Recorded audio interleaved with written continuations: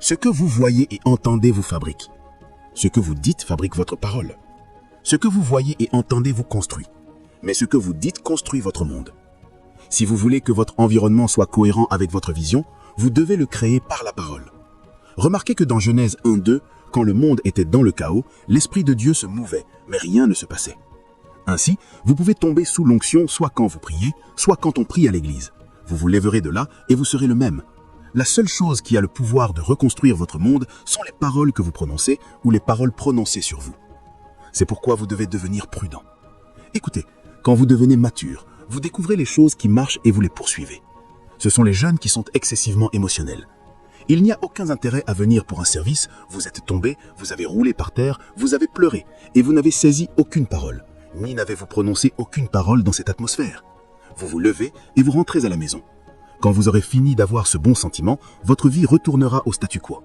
Quand vous commencez à grandir, au moment où le Saint-Esprit commence à se mouvoir, vous commencez à parler. Que ce soit dans votre chambre ou dans un service, que l'homme enseigne ou qu'il prie, et que vous voyez le Saint-Esprit commencer à se mouvoir soit dans votre cœur, soit dans l'atmosphère, immédiatement. Vous n'avez pas de temps pour la caricature. Vite, si vous savez que vous ne pouvez pas vous en souvenir, écrivez-les. Sortez-les et commencez à les lire. Je décrète sur ce business de cheveux, au nom de Jésus, tu prospères. Je décrète sur cette condition de visa, les portes des nations sont ouvertes.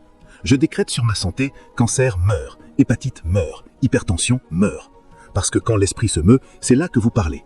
Donc la raison pour laquelle nous prions, la raison pour laquelle nous adorons, c'est pour que les eaux puissent être agitées. Fertilisons-les avec des paroles, parce que la foi répond aux paroles prononcées. Le problème que nous avons la plupart du temps, qui nous rend difficile de marcher par la foi, est que nous ne voyons pas de choses cohérentes avec la direction vers laquelle Dieu nous emmène. Nous n'entendons pas de choses cohérentes avec la direction vers laquelle Dieu nous emmène. Quand j'ai su que mon chemin était de devenir un prédicateur et un leader, j'ai rassemblé ma vie autour des prédicateurs et des leaders.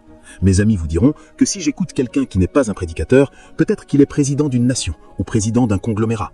C'est pourquoi, dès mon jeune âge, vous ne m'attraperez jamais habillé négligemment. Jamais. Je n'ai vu aucun leader s'habiller négligemment. J'enseignais dans une école secondaire. Parfois, je portais un costume 3 pièces pour aller en classe, un costume 3 pièces. J'utilisais la craie pour enseigner avec un costume. Et les gens me regardaient et disaient « Oh, n'est-ce pas seulement de la chimie que vous venez faire? La craie va gâter vos vêtements. » Que mes vêtements soient gâtés plutôt que ma destinée. Parce que je me voyais comme un leader que le monde écouterait et je ne sais pas quand ma scène apparaîtra. Je suis allé enseigner des mathématiques avec un costume 3 pièces. Quand j'ai fini d'enseigner, je sors de la classe en marchant les épaules hautes. Mon salaire était de 25 000 naira. Mon costume, parfois c'est un fardeau. Mais j'étais délibéré.